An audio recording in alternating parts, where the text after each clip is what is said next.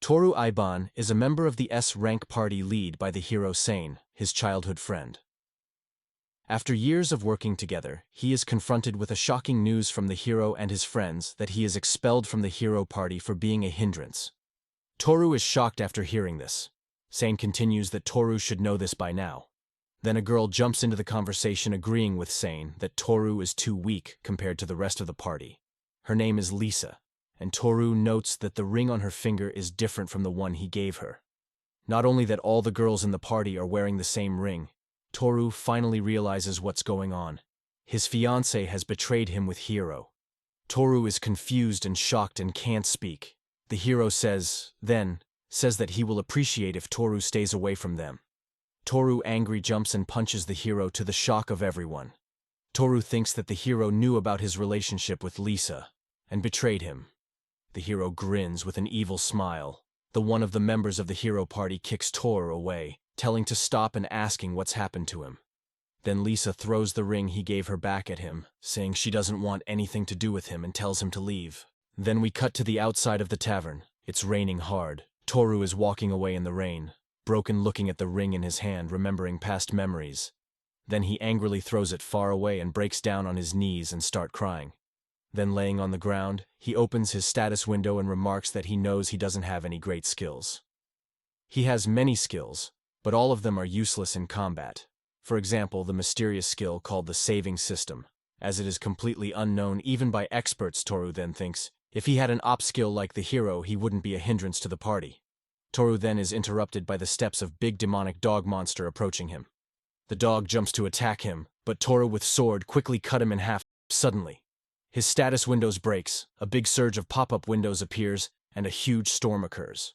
Toru wonders what kind of notifications were those, and he can't believe he became level 300. Toru starts to think carefully about what happened. Then he finally realized the saving skill was saving experience automatically.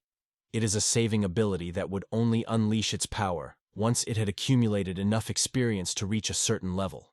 And finally that ability broke, and all his stored experience has been given to him. It all made sense to Toru. Now he has worked the hardest, more than anyone, and yet he couldn't level up. Toru suddenly starts to laugh manically. Lying on the ground, he decides that from now on he will travel the world. Now that he is level 300, there's nothing for him to be afraid of. He can do whatever he wants. This is his chance for a comeback. First thing he decides to do is to visit the neighboring country.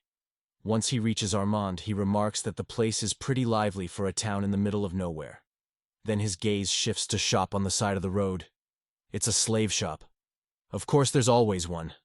You can have an isekai or fantasy manga story without it. Toru says that he needs a partner he can trust. As a slave is bound by contract, he buys a sick girl named Kade and takes her to a doctor. She has a rare disease that affects beast people, and to cure her he need a potion made from the heart of a dragon. Kade, worried, tries to stop him, but he calms her down, telling her she will be all right in no time. The two say goodbye to the doctor, and Toru mistakenly calls him an old man, to which the doctor corrects him that he is 30 years old. Inside a dense and wild forest, Toru is traveling searching for a dragon. It'd been 3 hours of walking through the woods, with no luck of finding a dragon. Toru sensed goblins and orcs staring at him, but they all ran away in an instant, terrified of how powerful he is. Toru wonders, where are the dragons? Could it be that they use their wild instinct to avoid him? Suddenly a loud scream erupts. It's a dragon! Finally! Normally you need an army to take down a dragon. He wonders, will he be able to defeat him on his own? Out of nowhere, a dragon passes right by him. It's gigantic. Fear has taken over Toru, but he remembers that the sick girl is waiting for him, so he calls out the dragon to fight. The dragon, with a swipe of his tail, cuts the ground like it's nothing. Dragon are no joke. The dragon goes to eat Toru, but Toru snaps. He will not be like his old friends.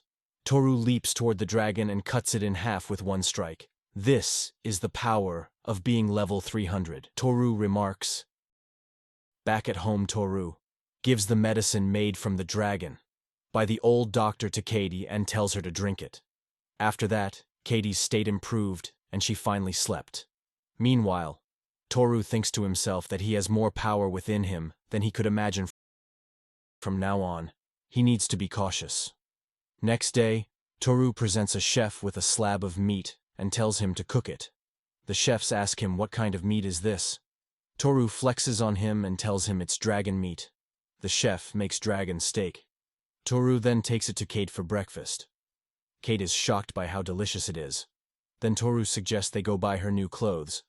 Then after all the shopping, they sit on a bench eating snacks. Toru tells her to stop calling him master. Kate is worried that Toru will get rid of her like the others. Toru reassures her that he isn't like the others. He will not abandon her and wants her to be there with him. Then with a wide smile, she asks him to let her stay with him forever. I hope you guys enjoyed this video. Please don't forget to like and subscribe for more videos.